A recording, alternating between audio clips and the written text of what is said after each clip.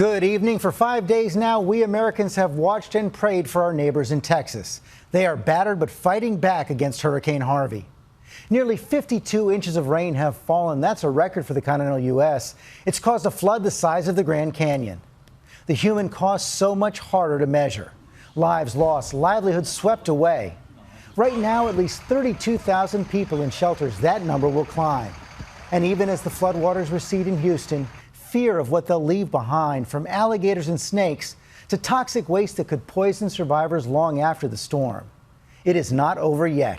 Harvey made its third landfall this morning. It's moving north now. And tonight, concern growing over a chemical plant in Crosby, Texas.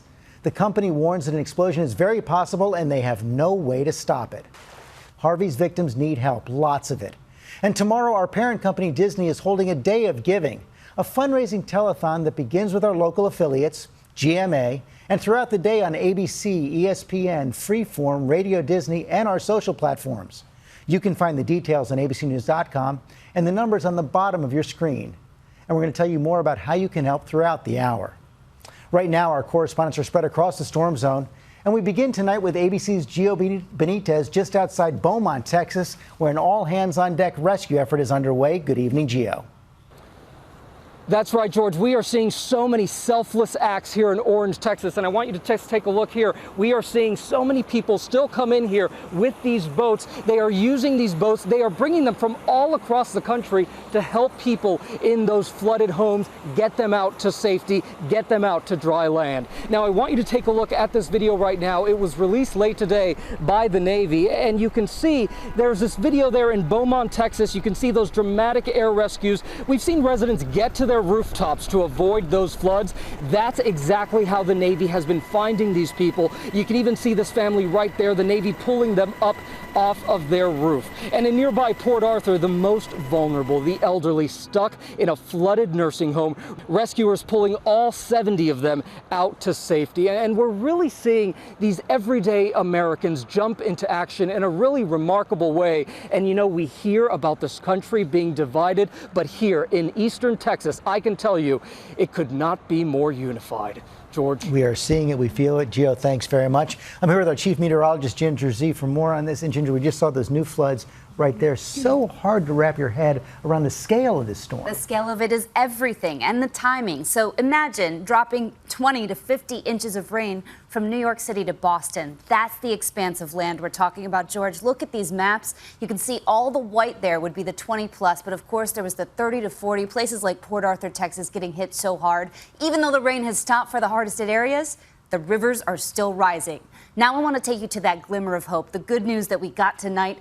Finally, tropical depression Harvey. It has stopped being a tropical storm, and you're seeing that move a little more quickly north-northeast to 8 miles per hour. Heavy rain will still come along with this. Memphis, by drive time Thursday night, could see some heavy stuff. Up to Lexington in flash flood watches.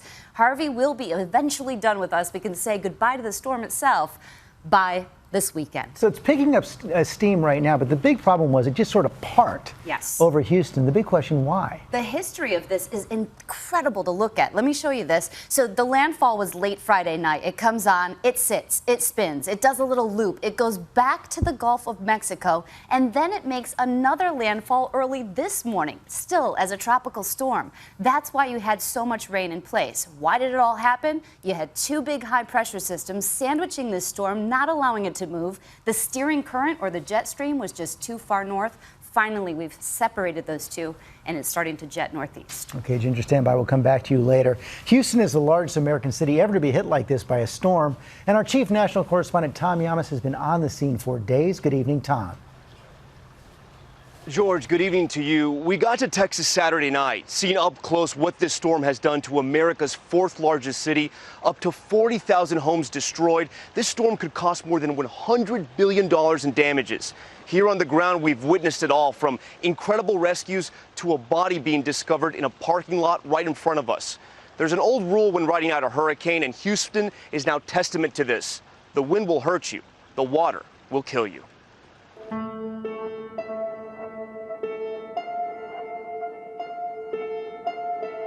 If you're just joining us, please continue to move into the building. Okay, I want you to take your family. I want you to go around these people and go straight inside the home. If I can get you the sign here. You're looking for Harvey. Tired, thirsty, uncomfortable, and these are the lucky ones. There are tens of thousands of them finding safety tonight in one of 235 shelters across Texas and Louisiana. Some arriving in dump trucks. Some in the arms of strangers. This is the convention floor. This is where so many of those people are sleeping. They had originally planned for 5,000. That's how many cots they have, but now they have more than 9,000. Lisa Saylor has been here for days, helping mothers and children. I had a lady yesterday, a young mom, that stood in water for a day and a half with her girls because she didn't want to leave her home. Whole Lake Houston, it looked like an ocean of water. 18-year-old Talia Castro, with her 7-month-old nephew on her knee, finds herself caring for her own child, sleeping there on the floor, and 3 nieces and nephews. What's it like? It's hard because I'm not used to taking care of all 4 of them at the same time. A total stranger, Dee Wilson, took pity, welcoming Talia to her carpeted corner, an oasis away from the bare, cold floor and careless feet. How did you guys meet each other? She was sitting over there in the corner with the kids, and people was walking over her and, you know, being disrespectful, and we just invited her over here and kind of pulled her in and helped her. In Port Arthur, people took shelter at the Bob Bauer Civic Center. It was supposed to be safe and dry. It was not. Floodwater chased people up the gym bleachers to wait to be evacuated again. They got people all in the bleachers. They got mattresses on top of the chairs. The shelter at the Houston Convention Center is prepared for health emergencies. This is just like a mini hospital. They are actually going out to get patients and transport them back here. If they can't get to a hospital. If they can't get to, they're coming here. And some of the hospitals are closed because they're flooded. Everyone coming into these shelters has a story of survival, but few equal the ordeal of one mother who saved herself and a couple of dozen others by sending out an SOS on social media. I was scared out my mind. I thought we was gonna die. Aisha Nelson survived Hurricane Katrina, only to find herself a dozen years later in the eye of a storm named Harvey. You say attacked. Yeah, because that's what he did. Harvey came in and attacked. He took over. As the hurricane pummels everything in its path, she and about 30 family and friends huddle into an apartment, waiting for help. When none arrives, she begins posting on Facebook. Was the water coming up? Yeah, the water was rising so fast. So you're Facebooking and the water's rising? Rising up. 5:42 a.m. Monday morning, about an hour before sunrise, she posts this video. The building across the street is starting to collapse. The building across from me is collapsing. With the floodwater at their heels, Aisha and others break through a window to get out on the roof. The word of her plight spreads on social media. Good Morning America interviews her. Tell me how you're doing and how you all are holding up. It's not going good for us. Across the street, the building is caving in and it's water everywhere. We have nowhere to go. A few hours later, Aisha goes live on Facebook. Oh, we need help. We need help right now. They got a whole family out there in the water. And people is drowning. I seen 3 dead bodies. No, please help us. Oh my God. The water's rising. You lived through Katrina. You know what can happen. What's going through your head? Honestly, I thought we was gonna die. I really did, but I kept the faith. I prayed. At 10:27 Monday morning, with an online audience now grown to more than 100,000 views, she goes live again. We are still here. We still waiting. The water is just coming. It's just gushing from the back of the building. I'm praying that they get us, because if they don't get us soon, they're not gonna get us at all. Trapped in ruthless floodwaters, whipped up by a storm straight out of the Bible, all she can do is pray for a boat. I just want to get to dry land. That's all I want to do.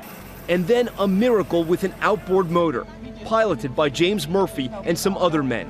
The children carried out first through the dirty, dangerous riptide, and then the rest, refugees from the rooftop. Hold on tight. Suddenly, they are safe, wrapped in Red Cross blankets and the embrace of family. One more post, a picture of her son Peyton, who lost his toys to the hurricane. Now, happy with a new one. Thank everybody that looked out for me and my family. Y'all don't know how grateful I am. The love that y'all showed me, I feel like I got family everywhere. Thank goodness it worked out for Aisha, Tom. But, you know, we finally saw some sun in Houston today. Is there a sense they're turning the corner? George, in many ways, yes. The water behind me is receding. You see traffic on the highways, restaurants and gas stations are open. But in other ways, no, because entire neighborhoods have been wiped off the map, and tens of thousands of people are now living on a cot, looking at life that way in a shelter surrounded by strangers.